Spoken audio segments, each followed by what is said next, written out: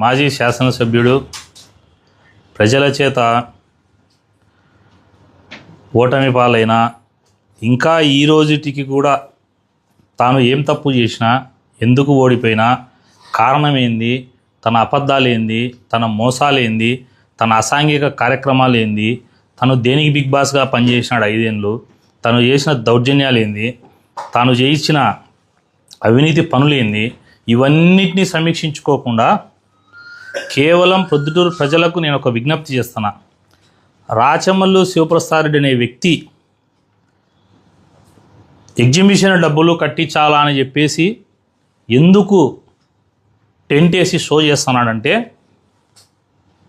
పోయిన నెల రోజుల నుండి డిఏడబ్ల్యూ కాలేజ్ ఇష్యూ, తర్వాత మహర్షి విద్యాసంస్థలకు సంబంధించిన ఇష్యూ, ఎక్కడ 10 మంది గుమికూడే టీ బంకులు కానీ రెస్టారెంట్లు కానీ ఎక్కడ పోయినా కూడా డిఏడబ్ల్యూ కాలేజు, మహర్షి స్కూల్కు సంబంధించిన విద్యాసంస్థలకు సంబంధించిన భూములు రాచమల్లు శివప్రసాద్ రెడ్డి గారు, ఆయన అన్న, వీళ్ళందరి ప్రోద్బలంతో ఎవరైతే ఈరోజు రాచమల్లు ప్రసాద్ రెడ్డి గారు విమర్శిస్తున్నారో వాళ్ళతోనే చీకటి ఒప్పందాలు కుదుర్చుకొని డబ్బులు తీసుకొని చేతులు ఎత్తేసి మహర్షి స్కూల్ మీద పిల్లేస్తానని బహిరంగంగా చెప్పి మహర్షి స్కూల్ మీద పిల్లు వేయకపోగా ఆ టాపిక్ను డైవర్ట్ చేసి ప్రజలలో డైవర్షన్ పాలిటిక్స్ రాచమల్లు ప్రసాద్ రెడ్డి చేసే తెలివిలేని నీచమైన చర్య ఏంటంటే,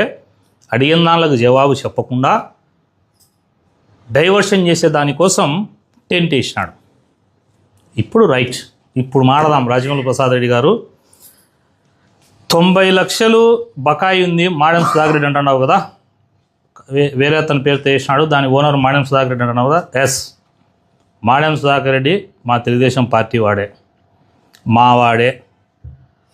మా పార్టీకి సంబంధించిన ఎన్నో ఏళ్ళ నుంచి పార్టీ కోసం పనిచేసిన వ్యక్తే, పార్టీ కోసం డబ్బులు పోగొట్టుకునే వ్యక్తే. రైటు, నువ్వు చెప్పింది, డబ్బు కట్టాలా, కడతాడు. నష్టం వచ్చింది, వారానికో 10 రోజులకో 20 రోజులకో కడతా అంటున్నాడు.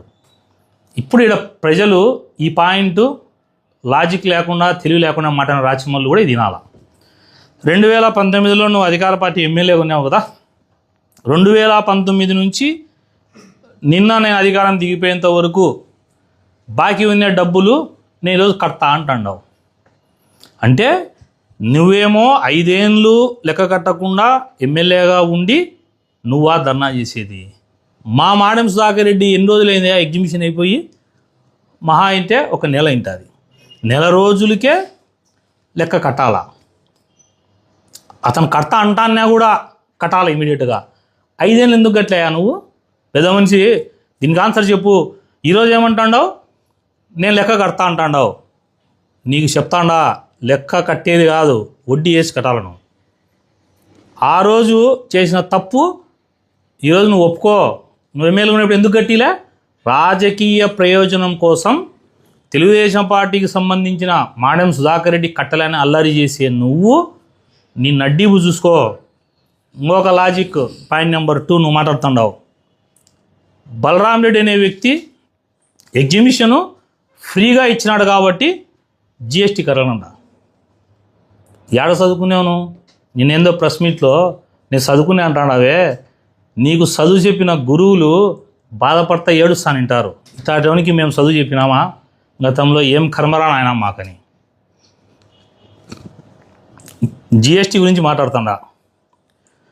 మున్సిపాలిటీకి బలరాం రెడ్డి అనే వ్యక్తి టెండర్ వేస్తే బాగా రాచమల్లు ప్రసాద్ రెడ్డి, బలరామిరెడ్డి ఫ్రీ ఇస్తాడో, రూపాయికి అమ్ముకుంటాడో, 50 రూపాయలకు అమ్ముకుంటాడో, గజిట్లో నిర్ణయించేది రేటు ఉంటుంది.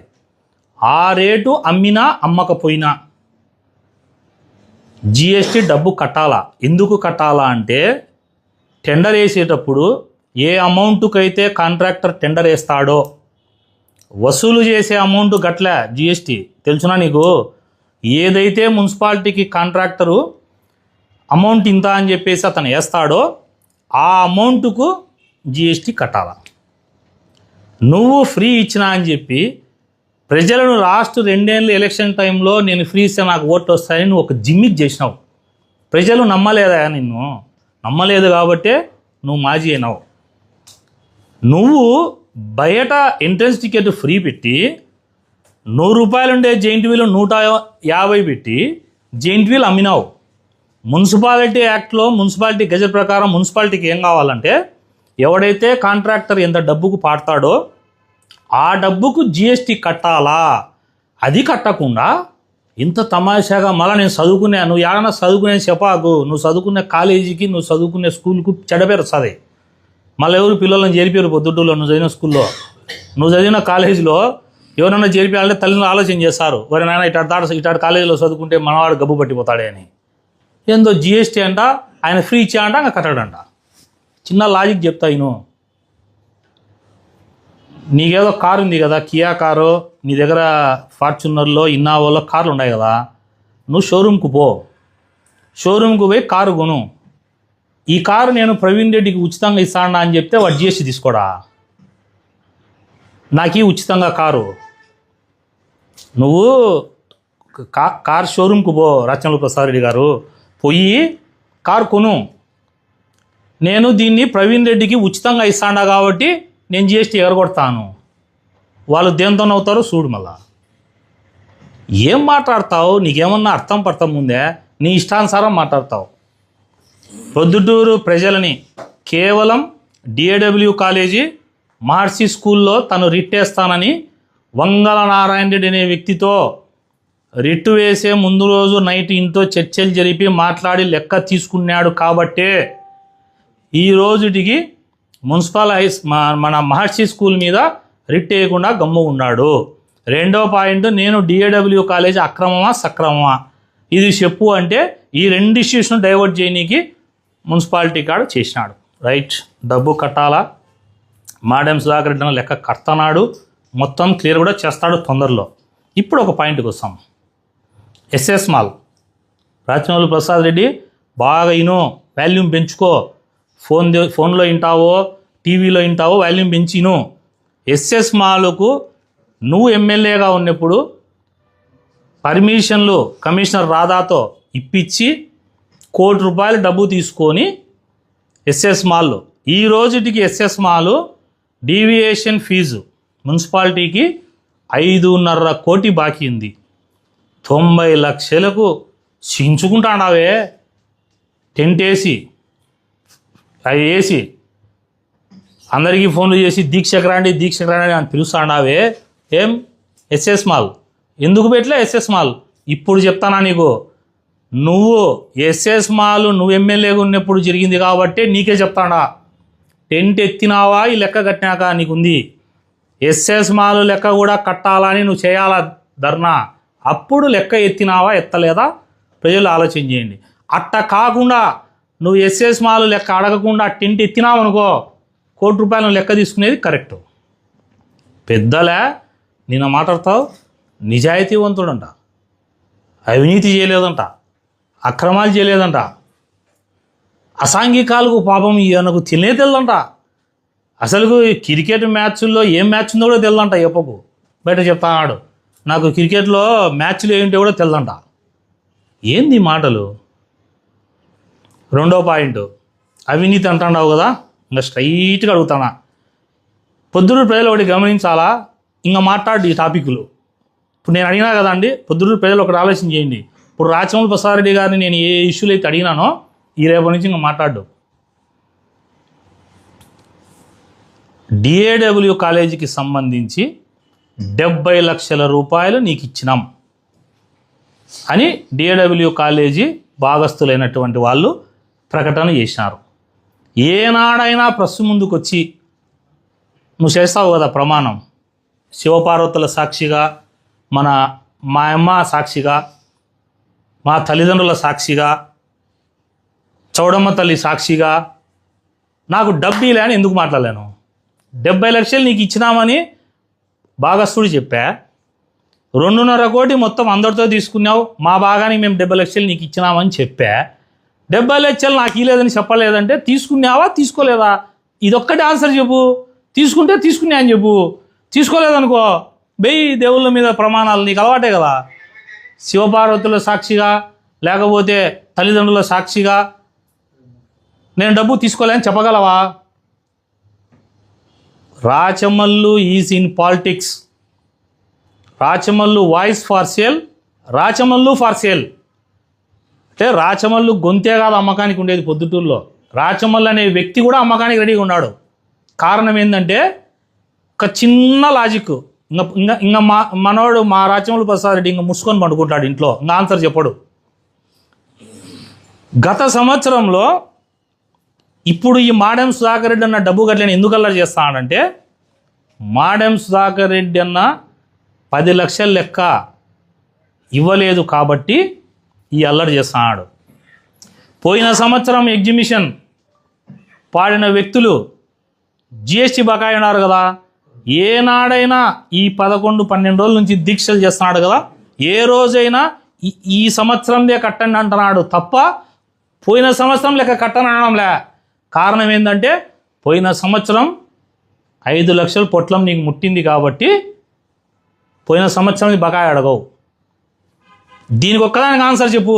ప్రజలు ఒక్కటి గమనించండి, 90 లక్షలు మాడెం సుధాకర్ రెడ్డి కట్టాలని అడిగేటోడు తెలుగుదేశం ప్రభుత్వం వచ్చినాక 2 ఎగ్జిబిషన్లు జరిగితే 2వ ఎగ్జిబిషన్లు లెక్క అడుగుతాడు తప్ప 1వ ఎగ్జిబిషన్ లెక్క అడగడు.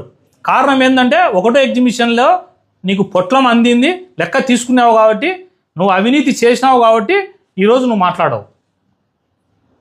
నేను అవినీతి చేయలే, నేను నిజాయితీవంతుని అంటున్నావు కదా.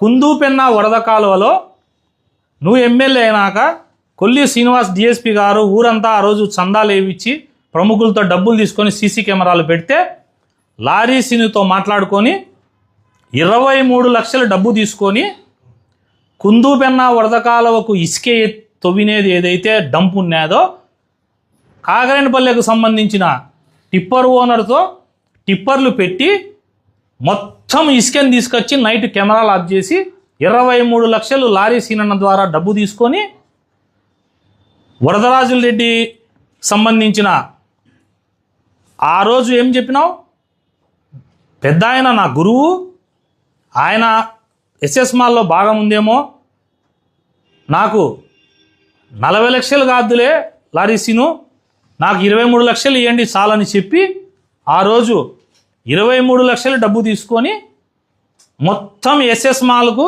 సంబంధించిన అక్కడ ఉన్నటువంటి టిప్పర్లు అన్నీ తీసుకొచ్చి ఇసుకేడ తోలినావు. వారం రోజులు కెమెరాలు బంద్ చేసి ఇసుకే తోలి 23 లక్షలు లెక్క తీసుకునే నువ్వు నిజాయితీవంతునివి. నువ్వు ఈరోజు తెలుగుదేశం ప్రభుత్వాన్ని, చంద్రబాబు నాయుడు గారిని, లోకేష్ బాబు గారిని మాట్లాడతావా? నువ్వు బీ కేర్ఫుల్. నీ అవినీతి మొత్తం మా దగ్గర చిట్కా ఉంది. నీకు చెప్తానా, ప్రొద్దుటూరు మున్సిపాలిటీలో నీ హయాంలో ఇంకొక ఎగ్జాంపుల్ చెప్తానా. వరకూటు ఓబుల్రెడ్డి కౌన్సిలర్ 15 లక్షలు లెక్క కట్టలే మున్సిపాలిటీకి. ఏం టెంట్ కాడ కూర్చున్నావే చెప్పవు, మళ్ళా అతనే వ్యక్తిని పక్కన కూర్చోబెట్టుకొని మళ్ళా మున్సిపాలిటీకి లెక్క కట్టలే కాబట్టి ఎగ్జిబిషన్ అల్లరి చేస్తానా అంటావా? మరి వరకూటు ఓబుల్రెడ్డి లెక్క కట్టాల్సిందే కట్టిస్తున్నావా? ఎస్ఎస్ మాల్ని ధర్నా చేస్తాడావా?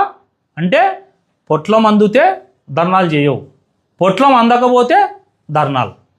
మాడెం సుధాకర్ రెడ్డి అనే వ్యక్తి నీకు లెక్కీ లేదు కాబట్టి అల్లరి. బయట బంకుల దగ్గర ఏమనుకుంటున్నారు తెలుసా, మాడెం సుధాకర్ రెడ్డి 5వ 10వ లెక్కిచ్చిట్టి అల్లరే లేదు కదా, ఆ లెక్క ఇయ్యకని అల్లరి చేస్తానని నిన్నంటా ఆరు. అది ఒకసారి బయట బజార్లో పంపించి చెక్ చేసుకో. ఎస్ఎస్ మాల్ అవినీతి అడగవు, డిఏడబ్ల్యూ కాలేజ్ అడగవు, మార్సీ స్కూల్ని మాట్లాడవు. సరే ఇవన్నీ పక్కన పెడదాం, మున్సిపాలిటీకి రావాల్సిన అన్ని బకాయిలు ఏమని అడగవే, ఏమి ఇదొక్కటి అడుగుతావా? ఇప్పుడు నేను కమిషనర్ గారికి విజ్ఞప్తి చేస్తాడా, నేను ఆల్రెడీ ఆర్టీ యాక్ట్ పెట్టినా, మొత్తం ప్రొద్దుటూరు మున్సిపాలిటీకి పన్నుల రూపంలో కానీ ఇతరత్ర బకాయిలు ఏమున్నాయో ఆ బకాయిలు లిస్ట్ ఇమ్మని అడిగినా, నేను ఇవాళ విజ్ఞప్తి చేస్తాను ప్రొద్దుటూరు ప్రజలకు, బకాయిలు ఉన్న వాళ్ళకి విజ్ఞప్తి చేస్తాను, మీరు అందరూ డబ్బు కట్టండి. ఈ డబ్బు కడితే ఇప్పుడు ప్రభుత్వంలో నిధులు తక్కువ ఉన్నాయి కాబట్టి మన మున్సిపాలిటీలో ఉండే మన డబ్బుతో మనమే మున్సిపల్ మార్కెట్ను, శివాలయం సర్కిల్ ఏదైతే మార్కెట్ ఉందో ఈ డబ్బులతో మార్కెట్ను మనం పూర్తి చేసుకోవచ్చు. దీనికి మాట్లాడవు. నీ రాజకీయ లాభం కోసం, స్వలాభాల కోసం, నీ యొక్క ఆదాయాల కోసం వందల వేల కోట్లు సంపాదించినావు, ఇంకా డబ్బు డబ్బు డబ్బు డబ్బు. ఇన్ని రోజులు నీ నీ వాయిస్ ఫార్ సేలే, యు ఆర్ ఫార్ సేల్. ఒక్కటే ఒక చిన్నది అడుగుతాను, ఫైనల్గా ఒక్కటి చెప్పు. అన్ని బకాయిలు కట్టమని నువ్వు దీక్ష చేయి, ఎస్ఎస్ మాల్ది కట్టమని చేయి. పోయిన సంవత్సరం బాడిన వ్యక్తి కట్టలేదని చేయి. నువ్వు బలరాం రెడ్డి పేరుతో ఉండేది ఉచితము కట్టినా కూడా జిఎస్టీ కట్టాలా, వడ్డీ వేసి నువ్వు కట్టు. ఇవన్నీ కట్టకుండా మాటికి తెలుగుదేశం వాళ్ళని బ్లేమ్ చేయడము, కూటమి ప్రభుత్వాన్ని బ్లేమ్ చేయడము, నీ పాపం గడుపుకుంటావు. కుందుపెన్న వరదకాల సంబంధించి ఇసుక లెక్కలో డబ్బు తీసుకోలేదా? ఎస్ఎస్ మాల్లో డబ్బు తీసుకోలేదా? డిఏడబ్ల్యూ కాలేలో డబ్బు తీసుకోలేదా? ఇట్ట చెప్తా పోతే నీ 100 ఉన్నాయి. కుమ్మక్కు రాజకీయాలు, చీకటి ఒప్పందాలు, డబ్బులు తీసుకొని అమ్ముడుపోయి, పొట్లాలకు అమ్ముడుపోయి, వాయిస్ను లాస్ట్కు నువ్వు ఇట్లా దిగజారిపోతా అంటే ప్రొద్దుటూరు ప్రజలు ఏమనుకుంటారో తెలుసా? డబ్బులు పడితే రాచమల్లు సైలెంట్గా ఉంటాడు, డబ్బులు పడకపోతే రాచమల్లు అల్లరి చేస్తాడు. లాస్ట్కు నువ్వు ఆ స్టేజ్కి వచ్చినావు. ఫైనల్గా విజ్ఞప్తి చేస్తాడా ప్రజలకు, రాచమల్లు ప్రసాద్ డైవర్షన్ పాలిటిక్స్ అర్థం చేసుకోండి. ఇంకొకటి, రాచమల్లు ప్రసాద్ రెడ్డి చుట్టూ ఉన్న నాయకులు కూడా అన్నా మీకు విజ్ఞప్తి చేస్తాడా, అతన్ని నమ్ముకుంటే అతను మీ గొంతుకు వస్తాడు. డిఏడబ్ల్యూ కాలేజీకి సంబంధించిన అన్ని పేపర్స్ కోసం తీస్తాడా నీ అవినీతిని. నెక్స్ట్ ప్రెస్ మీట్లో నువ్వు డిఏడబ్ల్యూ కాలేజ్ చేసిన అవినీతిని బయట పెడతా. డిఏడబ్ల్యూ కాలేజీలో నీకు ఎట్లా డబ్బులు వచ్చినాయి, ఎవరి పేర్లతో రీసెర్చ్ చేయించుకున్నావు, ఎవరి పేర్లతో అమ్మినావు, అన్నీ బయటికి తీస్తాం రాచమల్లు ప్రసాద్ రెడ్డి గారు. ఇంకొకటి, మాటికి నా అవినీతిని నిరూపించలే అంటాడవే. ఎవరైతే నీకు మీడియేటర్లుగా ఉన్నారో ఆ మీడియేటర్గా ఉండే వ్యక్తులు తెలుగుదేశం పార్టీలో నీకుండే రహస్య మిత్రులు ఉన్నారు కాబట్టే వాళ్ళు నీవు అవి ప్రూవ్ చేయరు కాబట్టే రొమ్ములు ఇచ్చి నా అవినీతిని ప్రూవ్ చేయంటాడావు. ఛాలెంజ్, నీ అవినీతిని నేను ప్రూవ్ చేస్తా. అన్ని ఆధారాలు గతంలో నువ్వు చేసినట్టు అన్నీ కూడా తొందరలో సేకరించి కంప్లైంట్ ఇస్తా ముఖ్యమంత్రి గారికి, పేపర్తో ప్రజలకు వివరిస్తా. రాచమల్లు ప్రసాద్ రెడ్డి గారికి దీక్ష చేసే నైతిక హక్కే లేదు. డబ్బుల కోసం గొంతును, డబ్బుల కోసం అమ్ముడుపోయే వ్యక్తి ధర్నా చేయడం కరెక్ట్ కాదు. ప్రొద్దుటూరు ప్రజలు గమనించండి. డైవర్షన్ పాలిటిక్స్, చీకటి ఒప్పందాలు, తన రహస్య మిత్రులతో కలిసి పనిచేసే ఒప్పందంలో భాగంగా చుట్టుపక్కల నాయకుల గొంతులు కోస్తాడు. జాగ్రత్త పడి మీ హుషారులో మీరు ఉండాలని విజ్ఞప్తి చేస్తా.